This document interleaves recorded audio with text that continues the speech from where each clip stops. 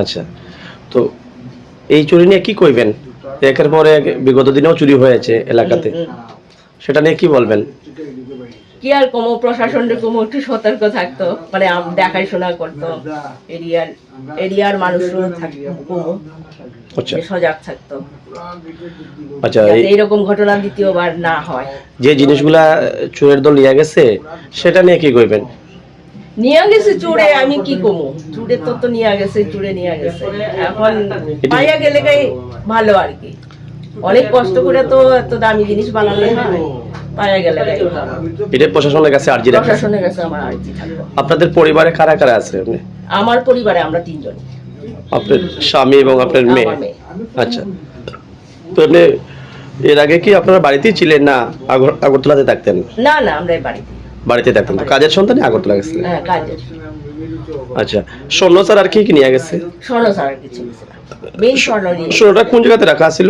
স্বর্ণ লকারে রাখা ছিল, এখানে রাখা।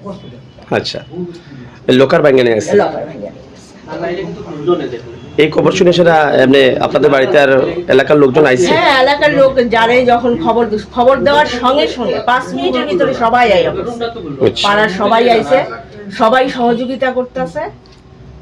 পাশে দেখতেছি আপনাদের বাড়ির পাশে একটা রাস্তা গেছে, এই রাস্তাটার নাম কি? এটা ফটিকরায় বাজারের রাস্তা গেছে। আচ্ছা, এটা প্রপার এলাকা থেকে চুরিটা হচ্ছে। ঠিক আছে।